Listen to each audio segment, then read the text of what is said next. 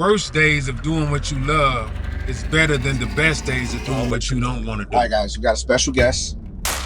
This is my dear friend, Dave. Call him Dave. Foster. D. Foss. The GOAT. Dear friend. When I met him here in Vegas, when I came here to Vegas, it was a gift to meet that dude. He supported me in ways that like some people didn't. And it's not a shot at anyone, but it is his brand of support. I'm connecting with people. He is an amazing dude. What they got. When I open my business, he always patronized. You know, he sows into my ministry. He is a good dude. So happy to have him. Please enjoy meeting a friend of mine. This is Dave. What's up with you, man? What's going on with you, son? Chance in the magical mobile. What's good with you, man? Happy New Year to you, bro. Happy New Year, man. Yeah, what's good, man? Glad to be on the show. First of all, you a Bears fan, right? Yeah, Chicago. But it's crazy. I'm a Bears fan and I'm a Lakers fan. But I'm not a Chicago native. I'm from Louisville, Kentucky. But I just like the Bears since Walter Payton, and I like the Lakers since Magic. So, you know what I mean? That's right. From Kentucky. My family's from Kentucky. Yeah, Louisville, Kentucky. Man. To be exact. Yeah. I left Louisville when I was 19. I've been out here 30-some years, man. 32 years to be exact, yeah. Man, so I'm almost a native here now, you know what I mean? Been here longer than I've been from back where I'm from. But man, when I first started, man, I came out here, I was always into music, man. I started out rapping actually. Okay. Me and another guy was signed to Black Market Records out of Sacramento, the same label with Brother Lynch and all that stuff. Uh-huh. And this was around 94. Mm-hmm. We was independent. We was distributed by Sony, but we was signed by Black Market. But you don't know till you get in there, man. People do, You just got to figure it. Yeah, you got to figure it out as you go. Yeah, they do dirty stuff, man. So it really wasn't the deal we was looking for.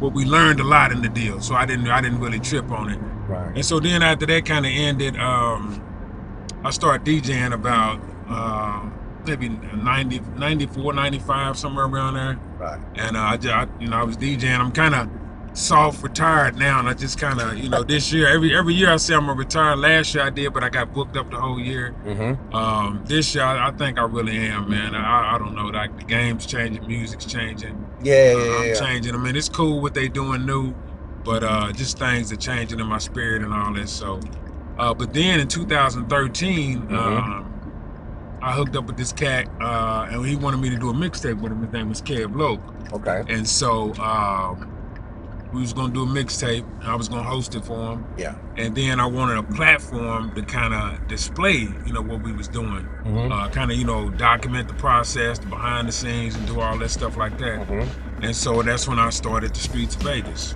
I would go to stores, anybody kind of influential in the Vegas scene. I would kind of go.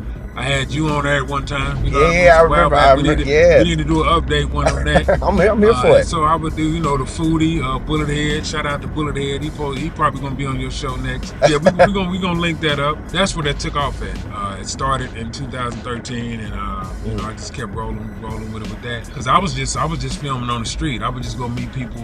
Yeah. I would go, hey man, where you gonna be at? I'm gonna come up and do an interview. Right. Raw one camera. The camera only shot 9 minutes at a time, so I would. I would just keep working with what I had. It was before iPhones and all that, man. So I learned a lot grinding, doing it that way. Right. You know what I mean? So then as like time just from passed, the ground up, man. I just worked with what I had. You know what I mean? Yeah. What made you fall in love with Vegas? I don't know, man. Just going on. A lot of the people I just felt the genuine connection with. Mm-hmm. And being out here so long, a lot of the cats, didn't know I was from somewhere else. Some of them did. I always often think about it, what I would have did it back home, but it was something about the Vegas culture and where it was at that time that kind of made me just, gravitate towards it, man. Right. I don't know what it was. It was kind of meant to happen, you know what I mean? So I want to kind of mesh the music and the culture. Yeah. And show them just, a different side from my view, man, You have this way about like having a heart for the people that you love or the people you kind of take under your wing, man.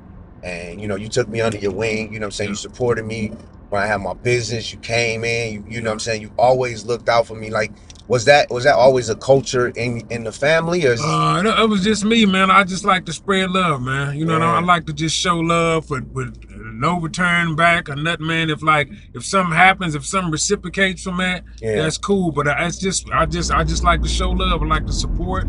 I like to see people get their stuff popping and see what it evolve to. I mean, when you had your studio popping, I said, "Hey, man, I want to do some stuff down there." Man, you was one of the first people to come through. I'm like, man, hey, let me sign up. I want to be a client down there. I think the love got to come first. I heard a quote that made sense, and it said, I got to think if I'm saying it right. It said, even the worst days of doing what you love is better than the best days of doing what you don't want to do.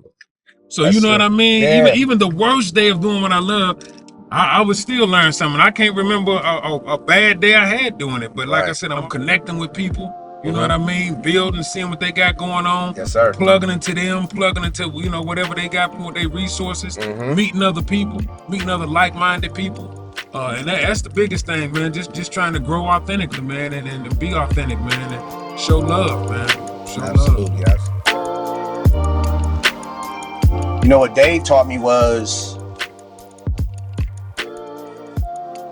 like, you can give out of your heart. You can just give, and it'll always just find its way back to you. Some of the things that he did, I didn't know how or why he did the things that he did for me, for my family, you know, by extension of the family and the church that he's attached to, you know. But he showed something that, like, true friendship doesn't take long. It just takes right. And if you are just honestly yourself, the people who you encounter will surprise you never, because you'll love them undoubtedly as themselves. Now we gotta go. Hi, subscribe. CabManJames. Yeah. Hey.